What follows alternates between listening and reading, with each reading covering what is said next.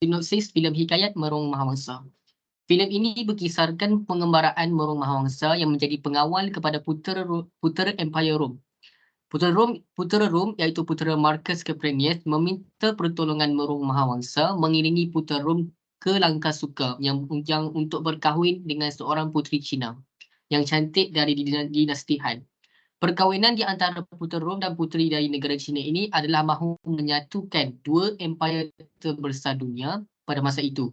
Walau bagaimanapun, Merung Mahawangsa bersama Laksamana Liu Yun dari China telah diserang oleh Lanun Garuda dan puteri telah diculik oleh Lanun ketika serangan tersebut berlaku. Setelah berlaku serangan tersebut, bermulalah perkembangan kisah di mana Merung Mahawangsa. Hai, Assalamualaikum warahmatullahi wabarakatuh dan salam sejahtera. Nama saya ialah Zulhaikal bin Rosman daripada kelas CAFF 235 yang memegang nombor matrik 2022868-992. Baiklah, pada hari ini saya akan menerangkan dan juga menjelaskan analisa, adegan, babak dan juga tingkah laku watak dalam Hikayat Merung Mahawangsa. Seperti yang kita sedia maklum, Hikayat Merung Mahawangsa merupakan salah satu karya agung klasik yang ada dalam alam Melayu.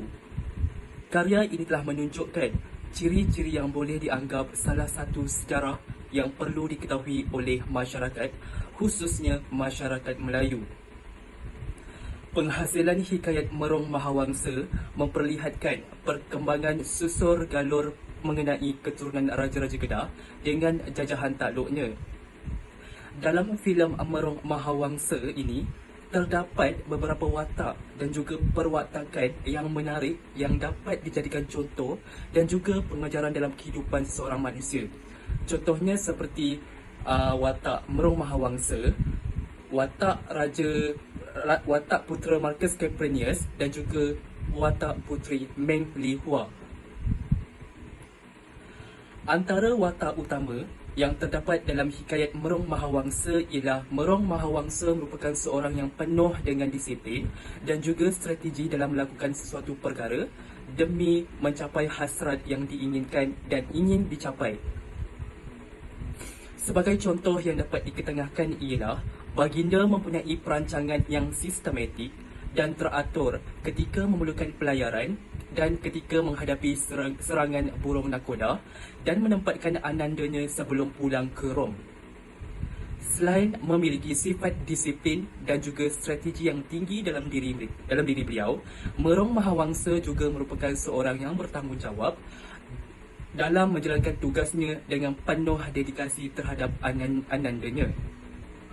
Perkara ini dapat kita telusuri bahawa baginda telah dipilih atau diamanahkan oleh Raja Rom untuk mengiringi anandanya ke China untuk berkahwin dengan puteri Raja Benua China. Selain itu, putera Marcus Caprinius merupakan watak kedua yang terdapat dalam filem Merung Mahawangsa. Dalam konteks ini, putera Marcus Caprinius merupakan seorang yang yakin dan berani dalam bertarung dengan pihak musuh, lagi-lagi handal dalam bidang ketenteraan. Putera Marcus Caprinius juga pantang dicabar apabila pihak lawan musuh mula menyerang dan menentang segala tindak tanduk putera Marcus Caprinius. Sebagai analogi yang dapat diketengahkan melalui filem Merung Mahawangsa, ialah putera Marcus Caprinius yakin dan berani bertarung dengan pihak musuh iaitu Commonwealth, iaitu merupakan ketua Lanun Garuda untuk mendapatkan puteri Meng Li Hua, iaitu puteri Cina yang diculik oleh Commonwealth. Di samping watak putera Marcus Caprinius, puteri Meng Li Hua merupakan watak ketiga yang terdapat dalam filem Merung Mahawangsa. Dalam hal ini, watak puteri Meng Li Hua merupakan seorang anak yang taat dan akur akan segala perintah ayahandanya, lagi-lagi beliau yang merupakan anak kepada Maharaja China. Watak seperti puteri Meng Li Hua ini dapat kita lihat betapa besar pengorbanannya, terutamanya dalam menjaga martabat dan keturunan ayahandanya. daripada dipandang rendah di samping menjadi ikutan oleh rakyat sejagat. Sebagai analoginya, yang dapat diketengahkan ialah Puteri Meng Linghua akur dan juga menuruti perintah ayahandanya untuk berkahwin dengan putera Marcus Caprinius demi menjaga hati dan perasaan ayahandanya. Assalamualaikum warahmatullahi wabarakatuh. Saya Haras Najmul Sabah bin Zulhilmi. Nombor pelajar saya 2022861766. Saya dari CAFF 235. Saya akan menerangkan analisa penggunaan bahasa di dalam filem Hikayat Murung Mahawangsa. Yang pertama, dari segi kaedah penggunaan bahasa, kita dapat melihat daripada kaedah retorik. Retorik ini kaedah retorik ini digunakan untuk menarik perhatian dan mempengaruhi pendengar atau pembaca. Kita dapat lihat di dalam filem, iaitu pada minit 5.34, iaitu pada dialog, "He is good, but more brawler than a sailor. His hand but slower than his mouth." Pada dialog ini kita dapat lihat bahawa watak seseorang itu cuba menerangkan ciri-ciri watak itu. Pada contoh kedua, pada minit 21.44, pada dialog, "Pantai tidak bernama, negeri tidak ketahuan rajanya, laluan dagangan terpenting dunia." Pada dialog ini kita dapat melihatkan ia cuba memerihalkan atau cuba menerangkan ciri-ciri tempat yang ingin dituju oleh Merung dan Marcus ialah di salah sebuah pantai di Selat Melaka. Yang kedua ialah teknik pendadahan. Teknik pendadahan ialah teknik untuk mentakrifkan atau membuat perbandingan. Kita dapat lihat pada minit 5.33, iaitu pada dialog, "This is politics. This way Sundar get to fight with the man who almost tarnished his sister reputation." Pada dialog ini kita dapat lihat bahawa seorang pedagang India cuba menerangkan kepada Lysias dan Prince Marcus kenapa perlawanan di antara Sundar dan Merung itu terjadi. Teknik penceritaan ialah teknik yang digunakan untuk menunjukkan peristiwa mengikut turutan. Ia dapat dilihat pada filem pada permulaan cerita, iaitu pada dialog, hikayatnya bermula dengan perkahwinan anak kandang raja dua empayar terbesar dunia. Dapat dilihat pada perkataan bermula yang menunjukkan ia satu penceritaan yang bermulanya cerita filem Hikayat Murung Mahawangsa. Seterusnya ialah teknik penghujahan. Teknik ini digunakan apabila mempunyai ucapan yang mempunyai usul atau gagasan dan mempunyai sokongan yang kuat. Ia dapat dilihat pada sejam 23 minit 56 saat, iaitu pada babak Merung memberikan kata-kata semangat kepada rakyatnya. "Sudah banyak purnama taji Garuda menconteng arang di muka kita, memarutkan hati, mencantas tangan dan kaki. Kita berjuang akan merampas tunangannya putera Rom ini. Tapi bukan itu sahaja sebabnya, kita juga akan merampas maruah kita, daulatnya langka suka.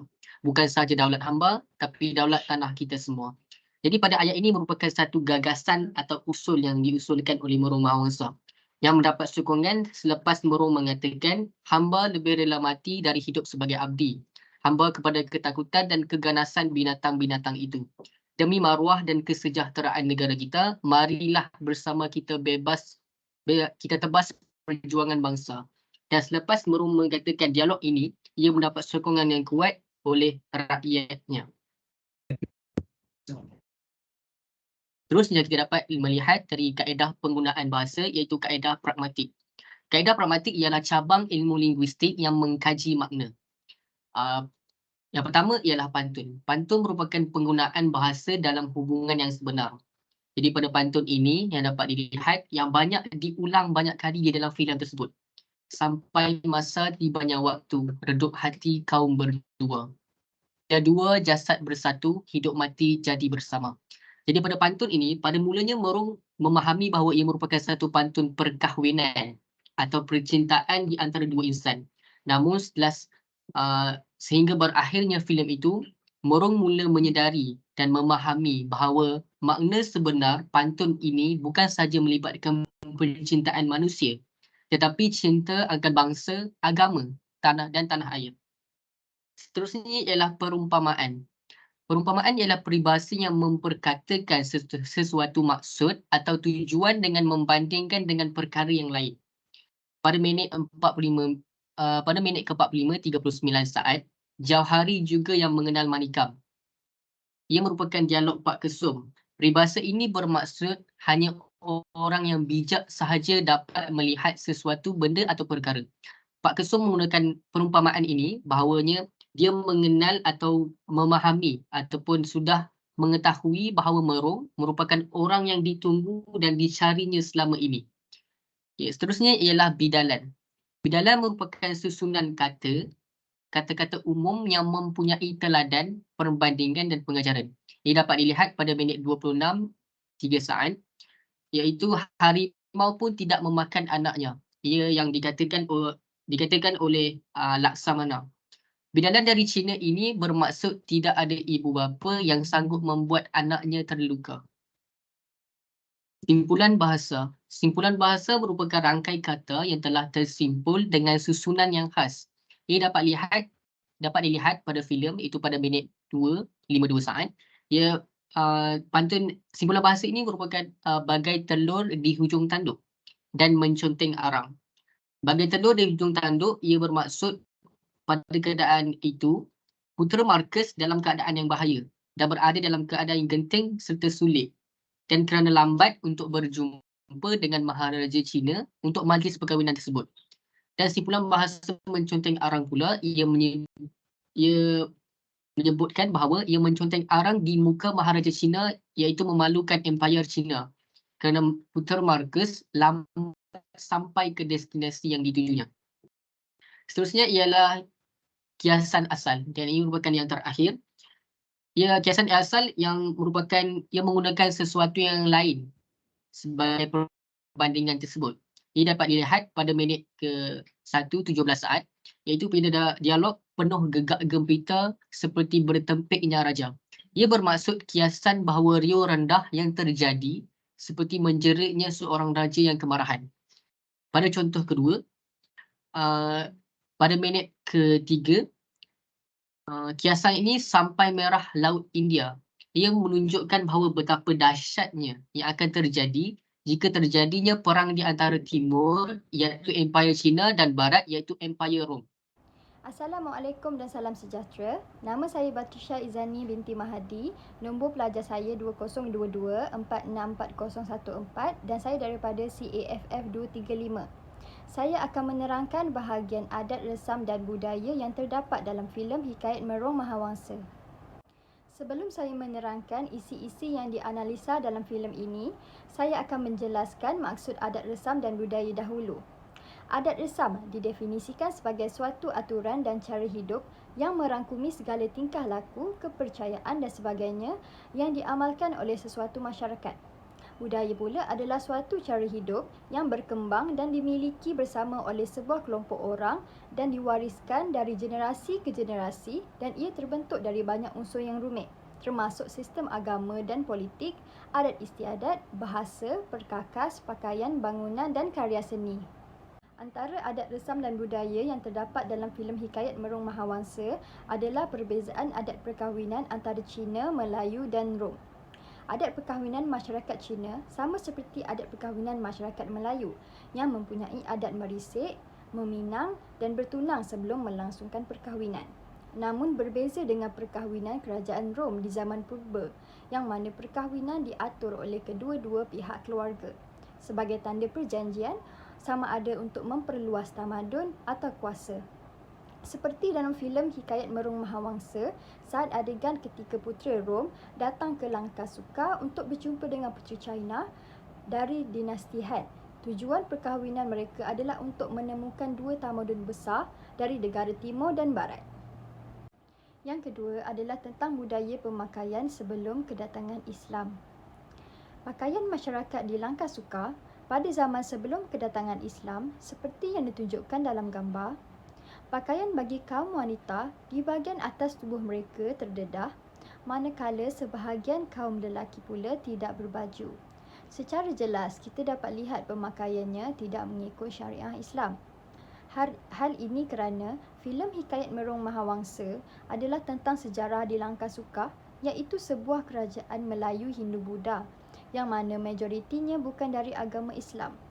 Filem Hikayat Merung Mahawangsa ini menampilkan bagaimana cara pemakaian masyarakat pada zaman dahulu sebelum kedatangan Islam. Analisa adat resam dan budaya yang terakhir adalah mengenai kepercayaan ilmu perdukunan. Kepercayaan bagi agama Hindu-Buddha, burung Garuda merupakan simbol mistik yang menjadi tunggangan Dewa Wisnu. Oleh itu, filem ini menampilkan watak Kamawas sebagai ketua lanun Garuda dikaitkan dengan kepercayaan agama Hindu-Buddha yang menganggap burung Garuda sebagai pelindung. Watak Taji iaitu ketua puak Garuda yang merupakan seorang dukun menggunakan kuasa kegebalannya melalui tangkal azimat yang diberikan kepada anak buahnya Kamawas. Pada awalnya, kepercayaan orang Melayu adalah berbentuk animism, yakni menganggap benda-benda mempunyai semangat dan kuasa gaib. Maka wujudlah pemujaan atau penyembahan kepada batu-batu, pokok-pokok, sungai-sungai, gunung ganang dan fenomena lain. Seperti contoh dalam filem Hikayat Merung Mahawangsa, Taji yang merupakan seorang dukun menggunakan ilmu perdukunannya dengan cara menyeru dan menyembah alam untuk mengesan seandainya terdapat bahaya yang bakal berlaku. Assalamualaikum warahmatullahi wabarakatuh. Salam sejahtera dan salam lisi madani. Saya Raja Farizan daripada CAFF 233 bakal membentangkan bahagian saya, iaitu adat istiadat dalam filem Hikayat Merung Mahawangsa. Jadi kita pergi kepada adat yang pertama yang berjaya kami analisa dalam filem ini, iaitu berkenaan dengan adat pertabalan. Adat pertabalan ini berfungsi sebagai satu adat untuk mendaulatkan ataupun mengesahkan kekuasaan seseorang pemimpin itu. Kalau kita tengok dalam filem Hikayat Merung Mahawangsa ini, watak Merung Mahawangsa diangkat sebagai pemimpin Langkasuka setelah berjaya menyempurnakan upacara pertempuran di dalam gelanggang setelah mengalahkan dua pahlawan daripada dua suku yang berbeza. Dan kemenangan itu akhirnya membawa kepada ditabalnya Merung Mahawangsa sebagai pemimpin mutlak Langkasuka, dan sekaligus membawa kepada penyatuan kerajaan Langkasuka yang sebelum ini berpecah belah. Kalau kita tengok daripada situasi di luar daripada filem ini yang boleh kita kaitkan misalnya dengan negara kita, iaitu Malaysia mengamalkan sistem pemerintahan demokrasi dan raja perperlembagaan, di mana ketua kerajaan kita iaitu Perdana Menteri dipilih melalui sistem pilihan raya, manakala yang di Pertuan Agong iaitu merupakan ketua bagi negara kita dipilih melalui mesyuarat Majlis Raja-Raja Melayu. Baik, adat ini sangat penting kerana ianya merupakan salah satu penentu kepada kestabilan politik sebuah kerajaan ataupun negara, sama ada di zaman dahulu ataupun pada era politik moden ini. Seterusnya, adat berkenaan dengan hubungan diplomasi. Baik, adat ini cukup penting kerana adat ini berperanan sebagai penentu bagi sebuah kerajaan untuk mencapai kegemilangan dari segi politik, ekonomi ataupun sosialnya. Dalam filem Hikayat Merung Mahawangsa ini, hubungan diplomasi dijalankan oleh dinasti Han dan juga Empire Rom, di mana Empire Rom yang menginginkan teknologi meriam untuk memperkukuhkan ketenteraan mereka, akhirnya menawarkan putera mereka iaitu Putera Markus untuk dikahwinkan dengan putera Meng Li agar hubungan diplomasi dapat dijalinkan antara dua empire itu, sekaligus Empire Rom dapat memiliki kelebihan berkenaan dengan teknologi meriam yang cukup canggih pada zaman itu yang hanya dimiliki oleh dinasti Han untuk memperkukuhkan ketenteraan Empire Rom itu sendiri. Jadi secara mudahnya kalau kita lihat hubungan diplomasi ini adalah salah satu bentuk perhubungan di antara satu kerajaan dengan kerajaan lain untuk memenuhi kepentingan politik, ekonomi ataupun perundangan mereka sendiri. Dan kalau kita tengok contoh selain daripada contoh dalam filem Hikayat Merung Mahawangsa ini, kita boleh tengok daripada negara kita sendiri, yang mana negara kita kerap menjalankan hubungan diplomasi dengan negara luar, seperti misalnya dengan China atas dasar ekonomi, dengan Amerika Syarikat atas dasar ekonomi dan ketenteraan. Kita pergi kepada adat yang terakhir, adat istiadat yang terakhir di dalam filem ini, iaitu berkenaan dengan pentadbiran kerajaan. Pentadbiran kerajaan merupakan salah satu adat yang memfokuskan kepada pentadbiran politik dalam pentadbiran politik dalam sebuah kerajaan yang merangkumi aspek pemerintahan dalam menentukan kiblat ataupun arah tuju sebuah negara itu sendiri. Dan ini penting kerana adat mengenai pentadbiran kerajaan ni adalah yang penentu kepada hala tuju sebuah kerajaan itu, adakah mampu untuk mencapai kemajuannya ataupun melingkup di kemudian hari.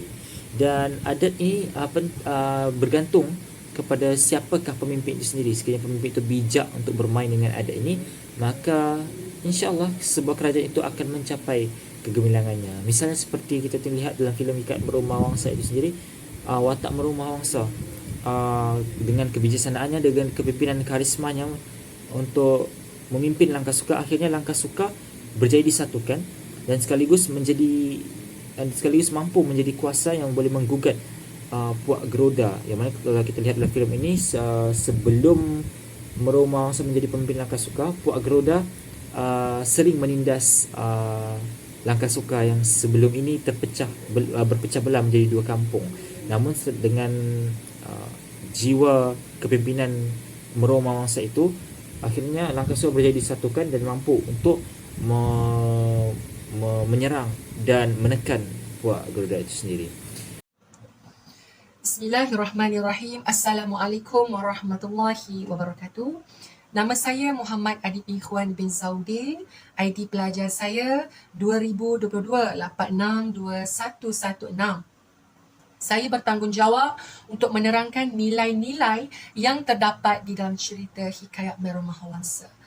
Nilai kebijaksanaan ini menunjukkan bagaimana seseorang pemerintah ataupun pemimpin bijak dalam menyusun atau membentuk strategi di dalam pemerintahannya. Sebagai contoh, iaitu Merom Mahawangsa bijak dalam menyusun strategi sebelum menyerang Garuda. Seterusnya kita masuk kepada nilai tanggungjawab, di mana Merom Mahawangsa ini bertanggungjawab dengan amanah yang diberi. Sebagai contoh, Merom Mahawangsa bertanggungjawab melindungi putera Merkes iaitu Putera Rom hingga akhir hayatnya.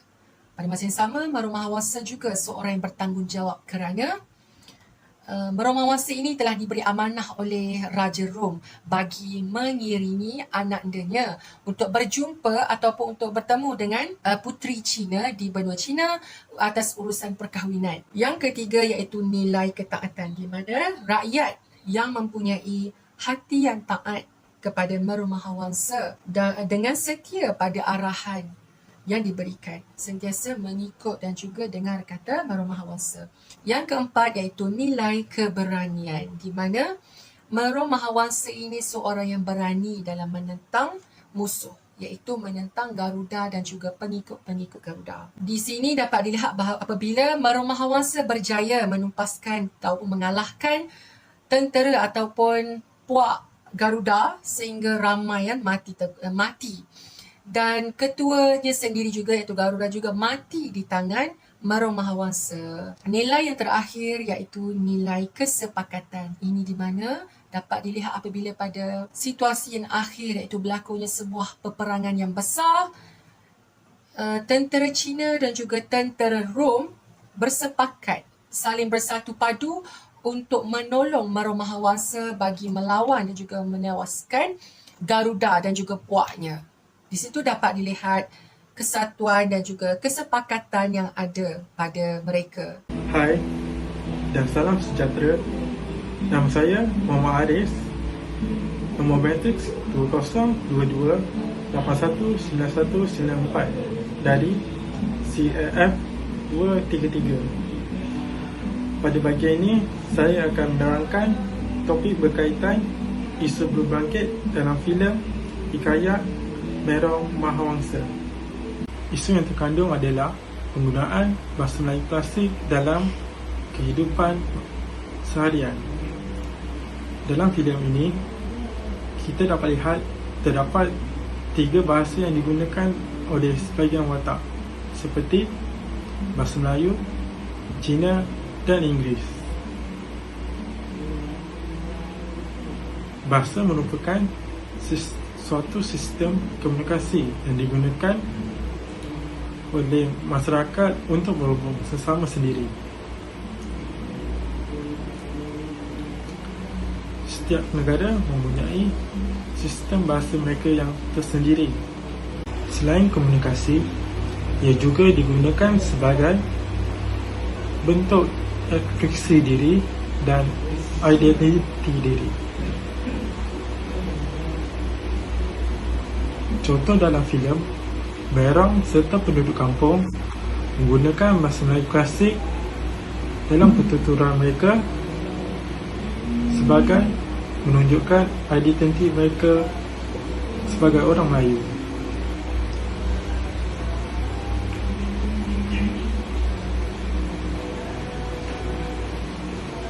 Bahasa Melayu yang digunakan tersebut dianggarkan bermula dari abad ke-14 sehingga ke abad 18.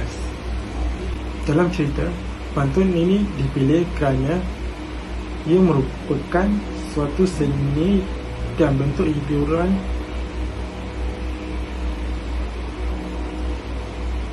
yang mempunyai pelbagai fungsi sesuai dengan kehidupan masyarakat.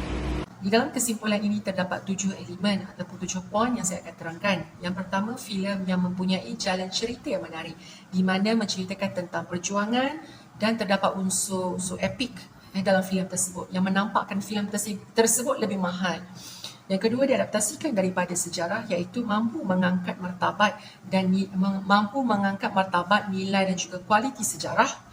Yang ketiga, mempunyai perwatakan yang sendiri iaitu terdapatnya watak-watak yang menarik yang besar di dalam cerita tersebut ya, seperti raja. Yang keempat, gabungan 3 bangsa iaitu menggabungkan Melayu, Cina dan Rom. Yang kelima, penggunaan bahasa yang menarik di mana dalam cerita ini penggunaan bahasa seperti bahasa Melayu klasik dan juga bahasa Inggeris. Yang keenam, hubungan diplomatik dan juga bentuk pentadbiran kerajaan di mana berlakunya perkahwinan antara putera Rom dan juga puteri Cina yang dapat memberi manfaat dan membesarkan empayar mereka. Yang terakhir, nilai dan etika. Nilai iaitu dijadikan sebagai pengajaran dari setiap peristiwa, dan etika pula di mana menghormati bangsa yang mampu memberi kemajuan kepada zaman tersebut dan juga sebuah peradaban. Terima kasih. Assalamualaikum warahmatullahi wabarakatuh.